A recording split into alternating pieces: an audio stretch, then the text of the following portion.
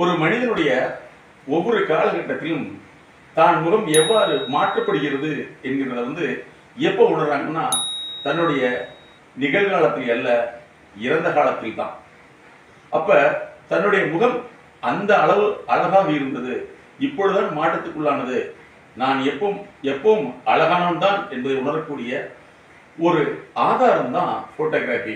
அப்போ போட்டோகிராஃபிங்கிறது எதற்காக அப்படிங்கிற ஒரு கேள்வி வரும்பொழுது, உங்களுடைய வாழ்க்கையில எப்போவெல்லாம் சோர்வு ஏற்படுகிறதோ, எப்பெல்லாம் உங்களை பற்றி நம்பிக்கை குறைவு, நாங்கள் தன்னம்பிக்கை என்று சொல்லவில்லை, நம்பிக்கை குறைவு ஏற்படுகிறதோ அப்பொழுதெல்லாம் உங்களுக்கு ஆறுதல் அளிக்கக்கூடிய ஒரு அடையாளம் தான் இந்த போட்டோகிராஃபி. ஆகவே போட்டோ அப்படிங்கிறது ஏதோ ஒளிப்பட பிரதி அல்ல, உங்களுடைய வாழ்க்கையினுடைய உண்மையான நிஜ பிரதி. ஆகவே போட்டோகிராஃபிங்கிறது உங்களுடைய வாழ்க்கையில உளவியலாக இருக்குது, உளவியல் தான் உங்களுடைய போட்டோகிராஃபியா இருக்குது.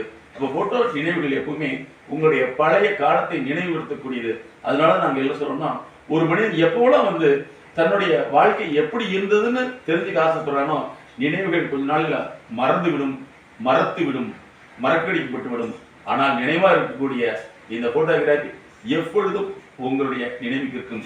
அதனாலதான் உங்களுடைய நினைவுகளை ஒளிப்படமாக சுமந்து வைக்கவும், நிழல் படமாக சுமந்து வைக்கவும், ஏன் மின்னணு படமாக சுமந்து வைக்கும்னா நுங்கம்பாக்கத்தில் ஒரு கோடம்பாக்கம்